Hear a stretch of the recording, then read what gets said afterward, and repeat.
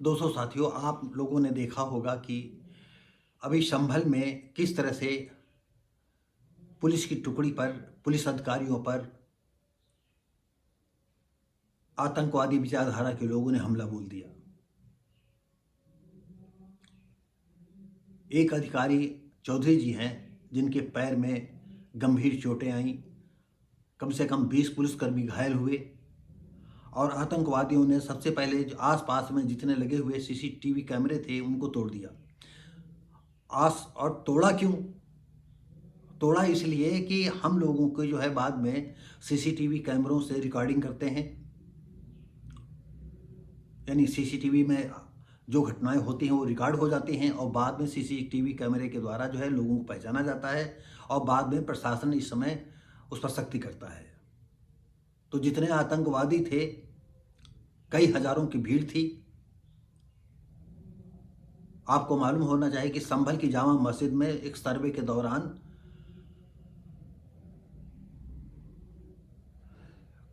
Court के आदेश के अनुसार गए हुए थे अधिकारी लोग और उस सर्वे करवाना था। उसी सिलसिले में भीड़ इकट्ठा हो जाती है। आप सोचिएगा कि अगर हिंदुओं को ज़रूरत पड़ जाए तो 15 दिन पहले शोर शराबा मचाते हैं तो 100, 200, 400, 500 आदमी इकट्ठा हो पाता है और वहाँ पर एक आवाज़ में कितने हज़ार आदमी इकट्ठा हो जाते हैं। और ये हर जगह का मैटर है, ऐसा नहीं, हर जगह का मैटर है। ये बात हम आपको सोचने और समझने की बात है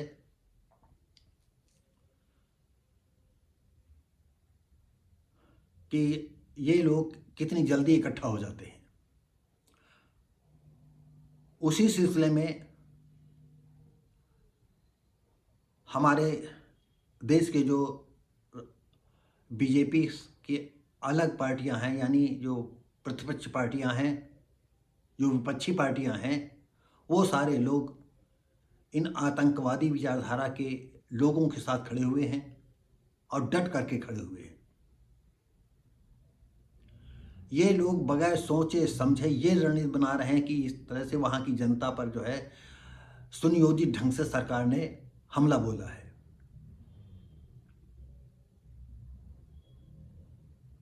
किसी देश में, पाकिस्तान में, बांग्लादेश, म्यांमार, कहीं भी इस तरह की कोई आपको घटनाएं नहीं सुनने को मिलेगी। लेकिन हमारे देश में इस तरह के जो है बहुसंख्यक हिंदुओं पर किस तरह से कौन कौन से गेम खेले जा रहे हैं और सिर्फ वोट के खातिर, यानी वो गद्दी उनको मिलनी चाहिए। इसके लिए उनकी माँ बहन बेटियों के साथ क्या करें, आतंकवादी क्या करते हैं क्या नहीं करते हैं, हम इसके विषय में नहीं जानना चाहते, आप सब समझते हैं। इसी सिलसिले में जो जितने लोगों ने जान गंवाई है, जो पुलिस पर अटैक कर रहे थे, गोली चला रहे थे, पुलिस ने भी अपने बचाव में गोली चलाई, लेकिन पुलिस ने जो गोली चलाई, संभव है पुलिस गोलियों से शिकार नहीं हुए, वो शिकार हुए हैं दूसरे जो नाजायज असलहे लोग रखते हैं। उनमें से जितने 5, 6, 3, 4 जो मारे गए हैं, उनको मरने वालों को जमीयत जो है, जो अपने हिंदुस्तान की जमीयत संस्था है, वो 5-5 लाख रुपए देने की घोषणा की और शायद 5-5 लाख रुपए अब तक पहुंच गया होगा। आप जरा सोचिए इसका मतलब क्या है कि तुम देश के साथ, देश के शासन प्रशासन के साथ तुम लड़ रहे हो, तो ये खुला चुनौती है देश के लिए।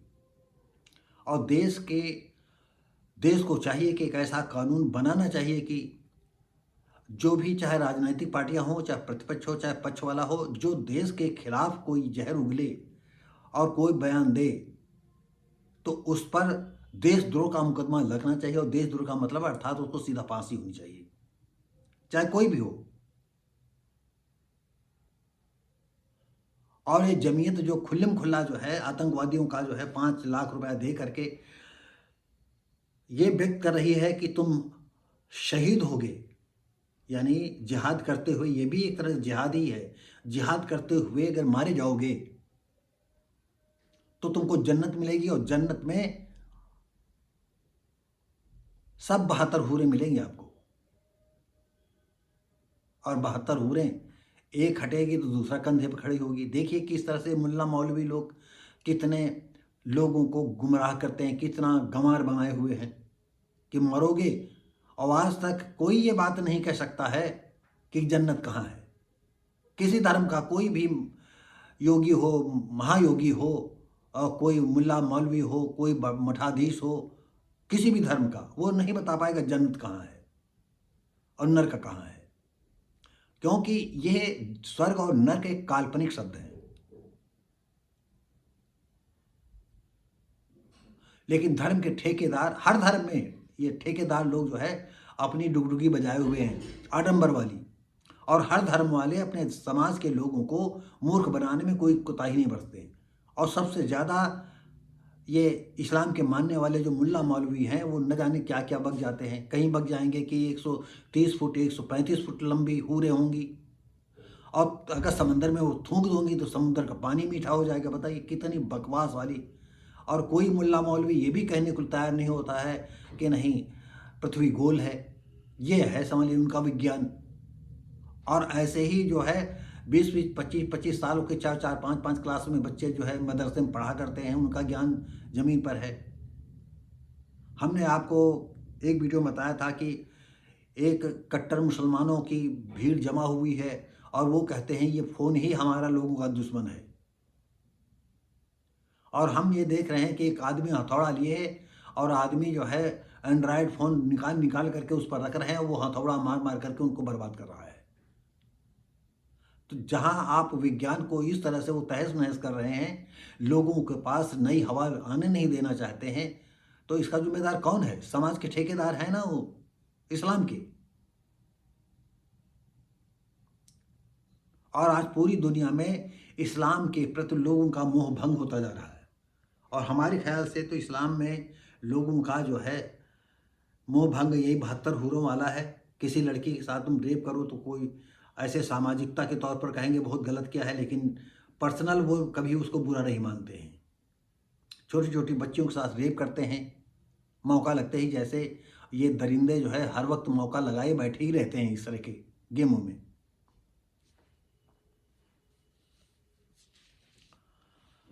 तो आपको बताते चले कि संभल में प्रशासन को धत्ता बताते हुए जमीयत के कुछ कर्मचारी जो है संभल पहुंच जाते हैं। होता यह है कि इक्का दुक्का एक एक करके जाते होंगे, मतलब प्रशासन वहाँ मुस्तैद था कि कोई दूसरा बाहरी ना आए कि यहाँ बगावत फिर चालू हो, फिर जो है खून खराबा हो।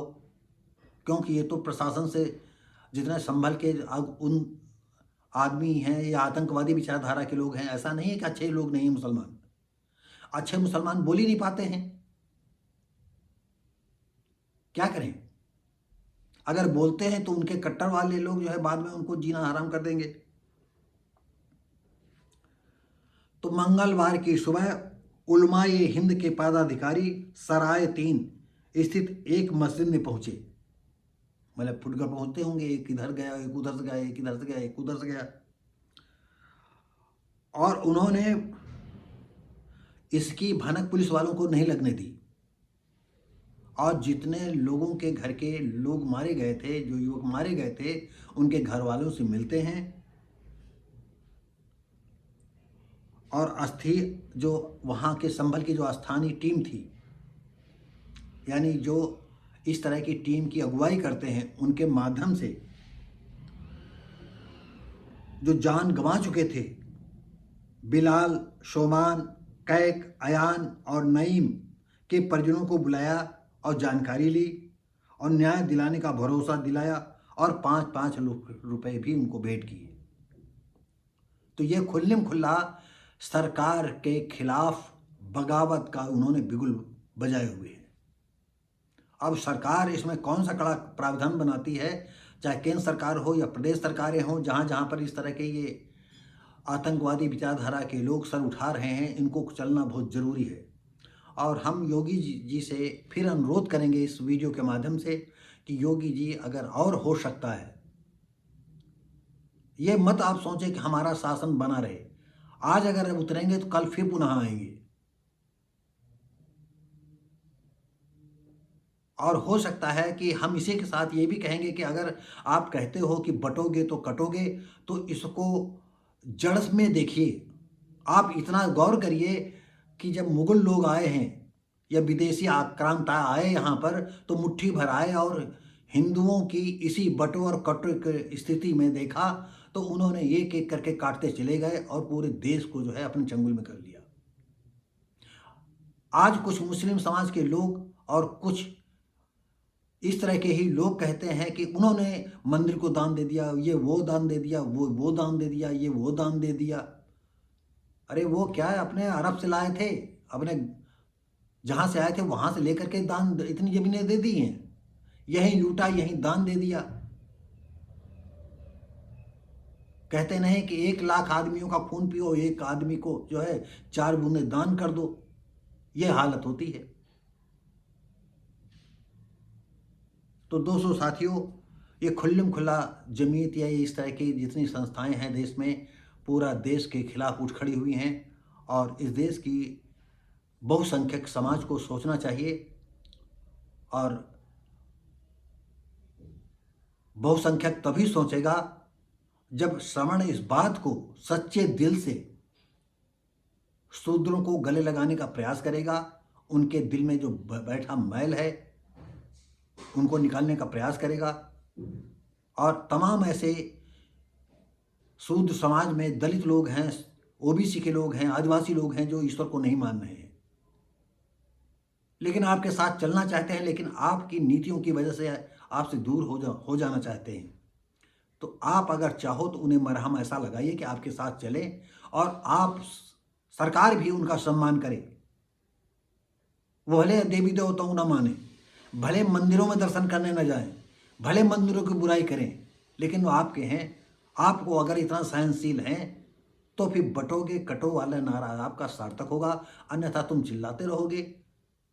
ये कोई बातें माने नहीं रखते हैं। मैं माननीय योगी जी से कहना चाहता हूँ, और या बीजेपी के या हिंदू परिषद के लोगों से कहना चाहते हैं कि तमाम ऐसे लोग हैं जो हिंदू व्यवस्था के खिलाफ हैं, तो उनको खिलाफ रहने दीजिए। उनके साथ ठीक है, आप जैसा चाहते हो वैसा करो। और आप उन जो शूद्रों के लोग, जो दलितों के लोग हैं, जो आदिवासियों के लोग हैं, उनको बताइएगा कि आखिर बांग्लादेश में कौन काटे जा रहे हैं। सवर्ण ही नहीं काटे जा रहे हैं, दलित भी काटे जा रहे हैं। पाकिस्तान में कितना सब काट करके बहा दिया गया, कौन है लोग? यहां भी वही लोग। अश्विनी उपाध्याय जो सुप्रीम कोर्ट के जाने माने वकील हैं, बहुत अच्छे विचारक भी हैं, दूरदृष्टि भी रखते हैं, हम उनकी वीडियो देखा करते हैं। वो कहते हैं कि जिस तरह से हिंदुस्तान में हिंदू पूजा पाठ करता है, वैसे ही पाकिस्तान में करता था, वैसे बांग्लादेश में करता था, वैसे म्यांमार में करता था, वैसे ही दूसरी जगह भी करता था। आखिर वहां पर क्यों जो है उन पर जुल्म होता गया?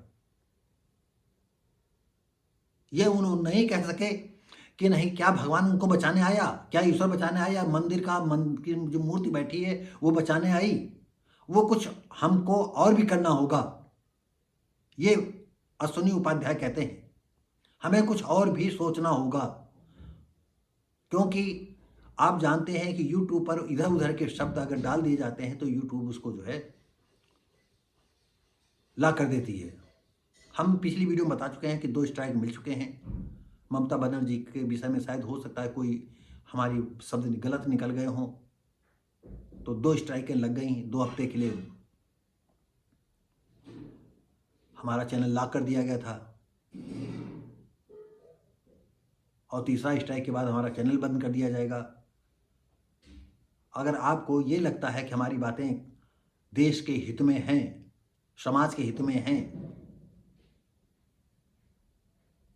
तो हमारी इन वीडियो को देखें, लाइक शेयर कमेंट करें, सब्सक्राइब करें, बेल आइकन जरूर दबाएं, अपने साथियों को भेजें और उनसे भी इस तरह का निवेदन करें कि लाइक शेयर कमेंट करें, सब्सक्राइब करें।